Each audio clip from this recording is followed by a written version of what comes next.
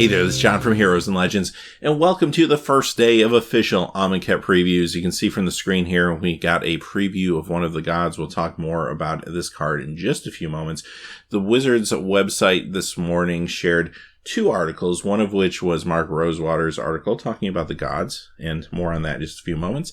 Secondly, we had Matt Treyback talking about the rules around the new mechanics and the existing mechanics that are returning.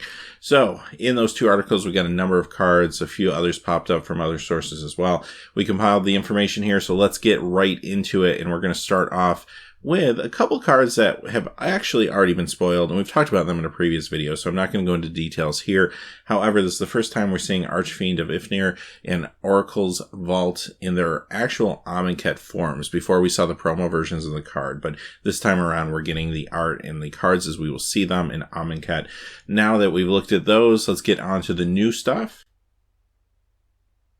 And we'll start off with Hazoret the Fervent. And we see on the left side the regular version here. On the right, you're going to see the invocation version. It's a red and 3, legendary creature god, mythic, 5/4, indestructible haste. This can't attack or block unless you have one or fewer cards in hand, but you can pay a red and 2, discard a card, and it will deal 2 damage to each opponent. A few things going on with this card right off the bat. First off, when I initially saw it, I felt a little underwhelmed. I felt like, I don't know, I was expecting a little more from a legendary mythic god type creature. I didn't think we'd see the Theros style gods. I didn't think we'd see Color Devotion because that really shoehorns your design a little bit. And secondly, I knew we weren't doing any sort of enchantment theme in this particular set, so I didn't expect that. But I don't know what I expected. This felt just a little plain to me. But when you look at it, the card has a certain elegance in a particular style of deck. Now, if you look at the message boards, there's a lot of people right now that are a little underwhelmed about this card. But I'm going to say this about it. There's certain decks where this is a horrible card, you don't want to play it. If you're in some sort of control deck, for example, some Izzet or Naya control deck or something like that, you're not going to want to run a card like this because control decks are all about holding onto your cards, right? You don't want to necessarily dump your hand to the point where you're exposed. There is a archetype, though, that is trying to dump their hand, and that's the aggressive red, sometimes /burn style deck. Those mono red decks, if you put this card at the top of the curve of some of those, that could actually get pretty interesting. Combine that with the fact that we do have Madness cards still in the standard environment, not to mention Madness cards in other environments, and all of a sudden, you have something kind of interesting on your hands here. The whole idea of these classic mono red, just attack, and burn away your opponent decks is about running a lot of 1-drops, 2-drops, and 3-drops, curving out really probably at the 4, sometimes the 5 spot, and also being able to, in your later turns, turn unusable cards like lands into direct damage. This card is going to do all of that for you in one package for 4 mana. Yes, it is a little bit flimsy in the fact that it is indestructible, but it can be exiled away still, right? It can be hit with the Oblivion Ring style effects, stuff like that. That's a little disappointing. I kind of wish it had hexproof or something like that, perhaps. But aside from that, I think this is a fantastic card in that particular archetype. I think if they push that archetype with the cards in this set, that it could potentially see standard play. If you look back at the cards from, say, Kaladesh and even Innistrad, and maybe even as far back as Battle for Zendikar, some of the other cards that we've seen recently have not really felt like they're really pushing that mono red, get in there and beat down, or maybe red-black archetype.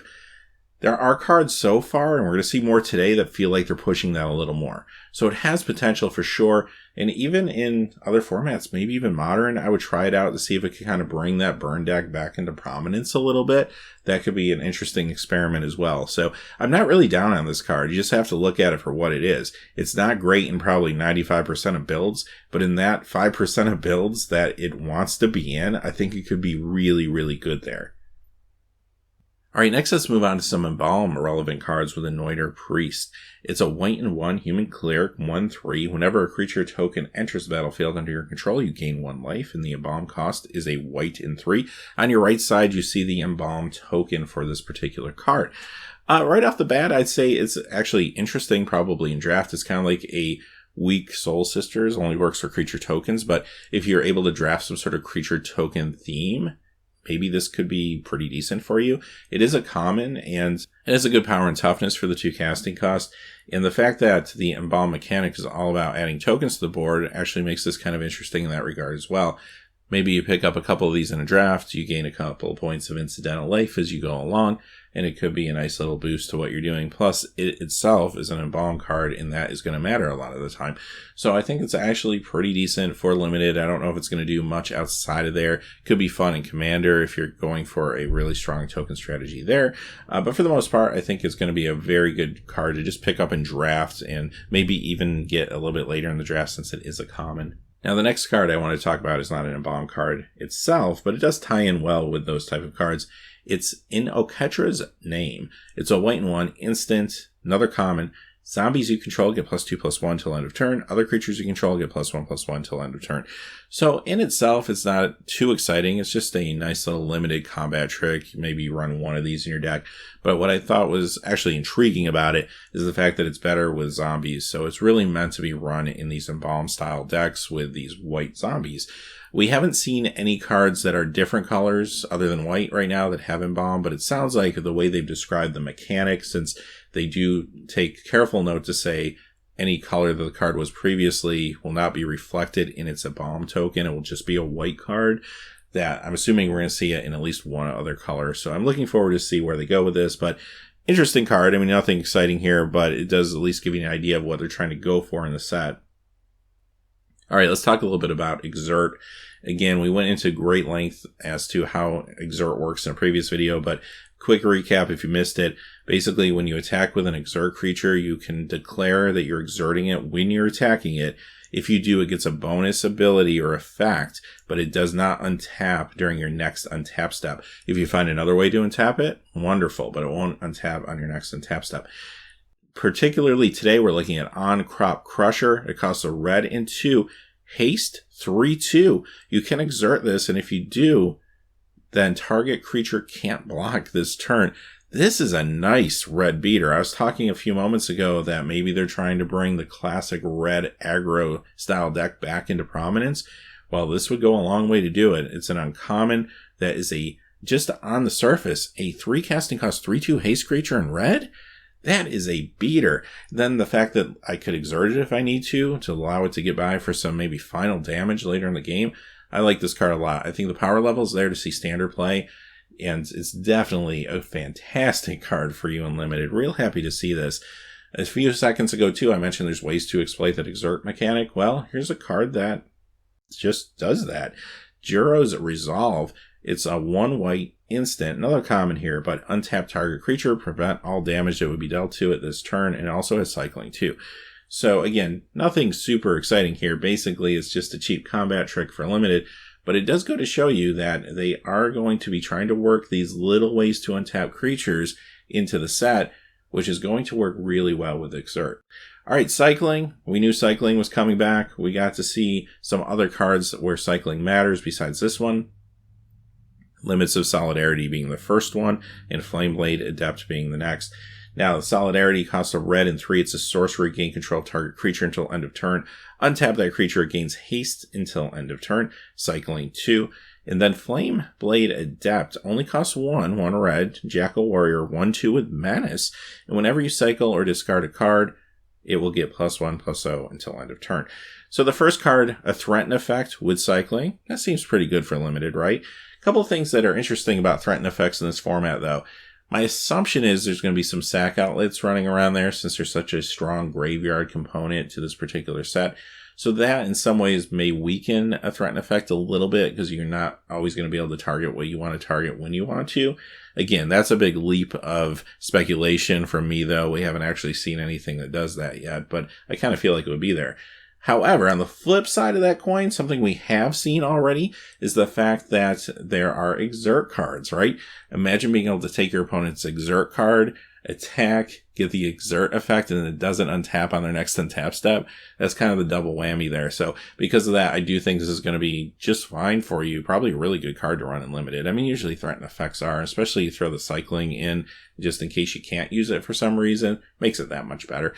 Now that second card, Flameblade Adept, is a Cycling Matters card, also a Discard Matters card for that matter, but a 1-drop red menace creature. You know that's going to get across at least a couple points of damage early on. Feels like a pretty good 1-drop, maybe for standard. Again, another red card that's super aggressive. Feels like they're going in a certain direction with this color anyway, in this particular block. Alright, let's look at something that's sort of new. It's a aura variant. It's Cartouche of Solidarity, and there's going to be apparently maybe at least a cycle of these, or perhaps more. And also we have Trial of Knowledge. Let's look at the Cartouche first. This costs a white. It's a aura Cartouche. Enchant creature you control. When this enters the battlefield, create a 1/1 white warrior creature token with vigilance. Enchanted creature gets +1/+1 and has first strike. Now, typically, I'm not a huge fan of auras unless they protect themselves, protect the creature, or give you something else. Now, this one does give you something else, but it's not super exciting, right? 1/1 vigilance for 1. I mean, that's okay. Nothing to write home about. However, the second card is least intriguing to me. Trial of Knowledge, 1 blue and 3 enchantment. When this enters the battlefield, draw 3 cards and discard a card. But when a cartouche enters the battlefield under your control, return this to your owner's hand. So then, of course, you can recast it, get the effect again. It does feel a little high variance in a lot of circumstances, but I could see perhaps, especially if there's maybe better cartouches out there, running one of these in a limited deck and then running one copy of a Trials. I'm assuming the Trials are probably going to be a cycle, I would assume. But if not even, this is a pretty decent card on its own. But if you have enough cards where these particular auras are going to matter, then they might be very runnable and limited. I think it just depends on how you build your deck and how you go about your draft. I mean, don't get too cute with them, I would say, because at the end of the day, you still need to make sure you have your bread and butter, which is your creatures and your removal, right? But if you have those things covered and you're just looking for something to fill a couple slots that could help you draw a few cards or something, having one of each of these might not be a bad thing in some builds, right? So I find this intriguing. I really want to see more of this and see where they're going with it. Next, we're going to talk about -1/-1 counters. We kind of knew they were going to be a thing because the Liliana Planeswalker, which was from the Planeswalker deck, which we saw spoiled or leaked not too long ago, did play with -1/-1 counters, so wasn't much of a leap to think they'd be in the set. On the left, we have Nest of Scarabs, a black and 2 enchantment. Whenever you put 1 or more -1/-1 counters on a creature, create that many 1/1 black insect creature tokens. First off, I'll say if they were flying creature tokens, this card would be awesome. It couldn't cost 3. They'd have to make it cost more if that was the case. Considering they don't have flying, just at face value, not looking at other cards in the set, obviously, it's not super exciting to me just because I feel like I don't want to run a 3-drop enchantment that's not going to do anything on its own when it hits the battlefield, especially in such an aggressive world we live in right now, especially Standard is just a super aggressive and fast format for Standard. So I don't know, right now I'm not really into this card, but again, that could change depending on what other cards are revealed over the course of the next couple weeks. The second card is interesting to me, Crocodile of the Crossing. A green and 3 Crocodile 5/4 with haste. When this enters the battlefield, put a -1/-1 counter on target creature you control. Now granted, if you happen to have the Nest of Scarabs in play, you get a little bit of a bonus or maybe a negation of the drawback in a case like that. But really just focus on this card. Worst case scenario, this thing is a 4/3 forecasting cost haste creature.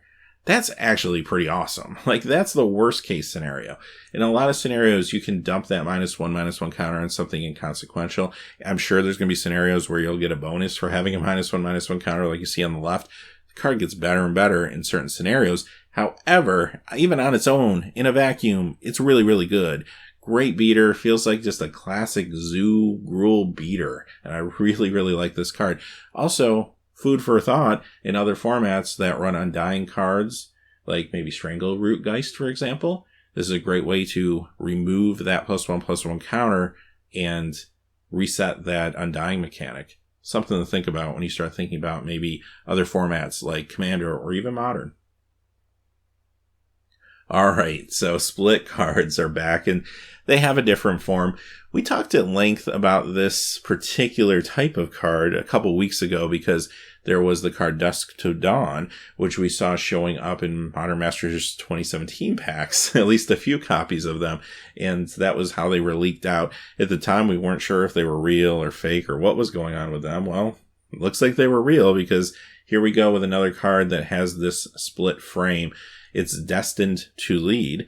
A black and 1 for destined. It's an instant. Target creature gets +1/+0 and gains indestructible till end of turn. Lead is a green and 3 sorcery with Aftermath, which means you can only cast it out of your graveyard, but all creatures able to block target creature this turn do so. So this is an uncommon, again, just an interesting, probably limited combat trick card. The bigger story here is the split card frame. Now, I mentioned when we talked about the original card that was leaked, it felt a little jarring to me because it's not symmetrical. The other complaint I have about this card design is the fact that the art is very squished, which was basically my only real problem, honestly, with the invocations, although there's a lot of players that had other issues with those as well. But I feel like the smaller art panels just feels awkward to me in some ways. Now, once you get beyond that, though, I like the way this card plays, because if I'm able to cast, say, the first part, which I have in my hand, first off, a lot of players back in the old split card days, they used to turn the card sideways in their hand to read it, and it was a great tell that they had a split card in their hand. We don't necessarily have to do that, or it's at least easier not to do that with a card like this, so I think that's cool.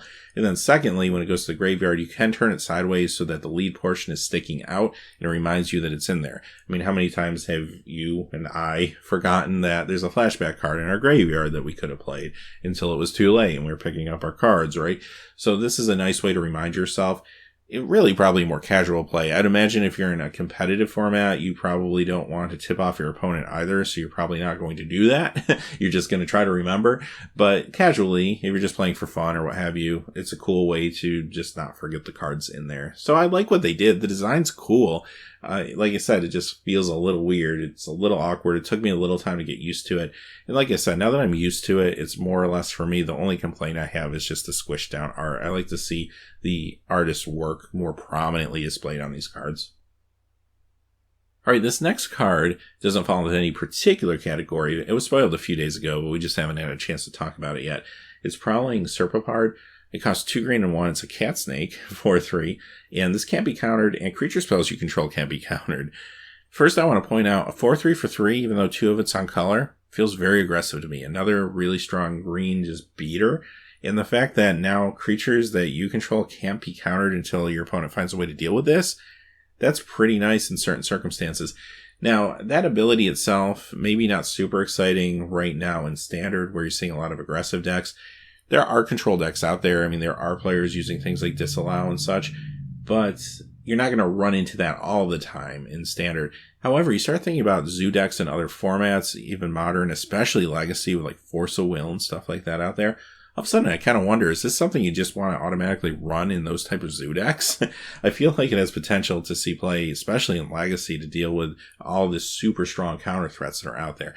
So this is one to watch. I think this could see some play in Eternal formats. I think definitely it has a chance in Modern.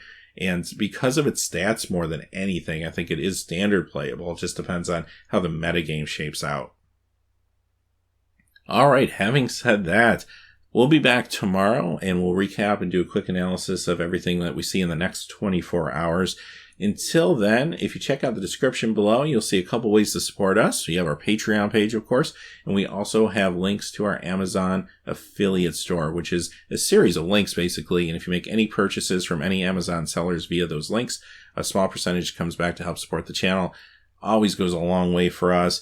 There's Amonkhet products that you can actually pre-order on there now, including booster boxes and bundle packs, and even some singles and things are already showing up on there. So, until next time, hey, thanks for watching. Please remember to like and subscribe, and have a great day. Hey, thanks for watching. This video is made possible by the generous support of viewers like you on Patreon. Check out the description below for links to our Patreon page as well as our Amazon affiliate store, where a small percentage of all sales will also help support the channel. Finally, if you haven't had a chance yet to subscribe, hit that subscribe button so you don't miss any new videos on Heroes and Legends. Talk to you again soon, and have a great day.